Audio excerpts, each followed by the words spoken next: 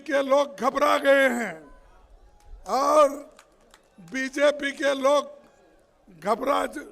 घबराए हैं और हमारे पीसी से प्रेसिडेंट के ऊपर वो अटैक किए, लेकिन वो डरने वाला आदमी नहीं है। वो राहुल जी का सिपाही है, कांग्रेस का सिपाही है और कांग्रेस किसी से डरने वाली नहीं है। ऐसे बहुत से लोग हम देखे हैं। ये तो ऐसा हुआ, मेरी बिल्ली मुझसे म्याऊं, जो बिल्ली हमारे पास थी वही हमको फिर म्याऊं कर रही है। तो इसीलिए ऐसे बहुत लोगों को हम देखे हैं और हमको डराने की कोशिश अगर कोई करते हैं, हम कभी नहीं डरेंगे। ये कांग्रेस का वादा है।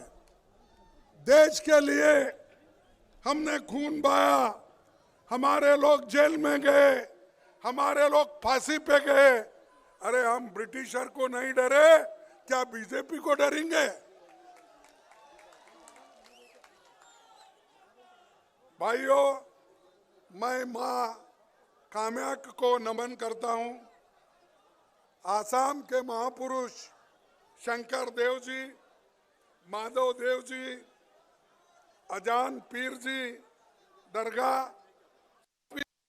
सद्भाव के प्रतीक है। जिस जगह सद्भाव का प्रतीक है उस जगह यहाँ बीजेपी के लोग हम पे अटैक कर रहे हैं और हमारे लोगों को मारना, धमकाना, कार तोड़ना, फोड़ना, ये काम कर रहे हैं।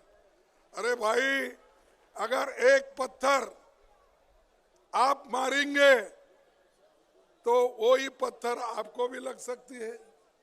इसीलिए मैं चाहता हूं शांति के साथ सभी रहना है और हमारे जो राहुल गांधी जी की जो यात्रा है उसको सफल करने के लिए सभी को मदद करना चाहिए, सहकार करना चाहिए और डराने की कोशिश कोई नहीं करना चाहिए। 15 राज्यों से होकर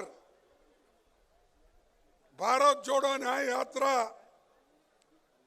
ये जाएगी, सबके साथ चर्चा करेगी और राहुल जी हमेशा इससे पहले जो यात्रा चली वो कन्याकुमारी से लेकर कश्मीर तक चली।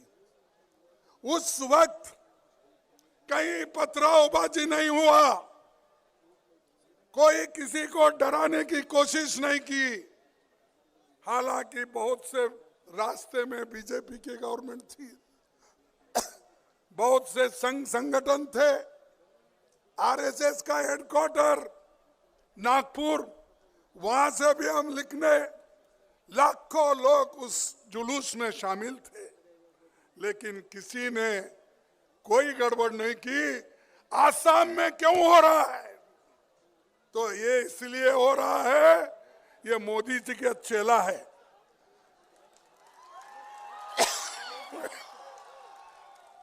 ये शाह कैसा बोलते हैं वैसा सुनता है और ये आदमी इतना ही नहीं, हमारे देश के दलितों को डराता है, हमारे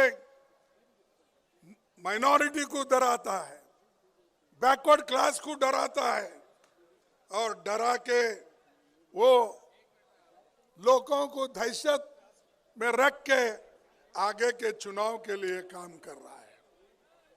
भाइयों, ये सोच है कि आज इस देश में बीजेपी दिल्ली से सरकार चलाना चाहती है हर स्टेट में।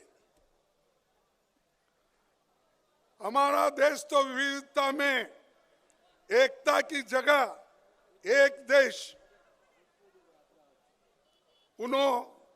एक देश, एक भाषा, एक लीडर, एक चुनाव, एक विचारधारा को देश पर थोपना चाहते हैं आरएसएस और बीजेपी। और उनका चेला ये है, अगर आप क्या चाहते हैं इस देश में डेमोक्रेसी हो या ना हो? डेमोक्रेसी होना चाहिए ना, उसको जिंदा रखना चाहिए ना, संविधान को हम जिंदा रखना चाहिए ना। जब हमको जिंदा रखना है हमको लड़ना होगा। सिर्फ अब जो हमारे अध्यक्ष के नाक से खून निकला, अरे खून जो आज एक हमारे सिपाही का आपने लिया, ये अच्छा नहीं किया आपने। आप अपने आप को ये नीचा दिखा रहे हैं। अगर ऐसा नीचा दिखाते गए तो इस देश में टॉलरेंस कहाँ है? अरे हमारा देश का संविधान ये कहता है liberty, equality, fraternity and tolerance. जब ये चीज है, यहाँ तो टॉलरेंस ही नहीं है। हमारे लोग सीधा शांति के साथ प्रोसेशन निकाल रहे हैं, लेकिन ये लोग समझते नहीं। इस देश में पंडित जवाहरलाल नेहरू जी इतने बड़े बड़े कारखाने बनाए, डैम बनाए, और आज तो ये आसाम ये राइस बॉल बन गया है।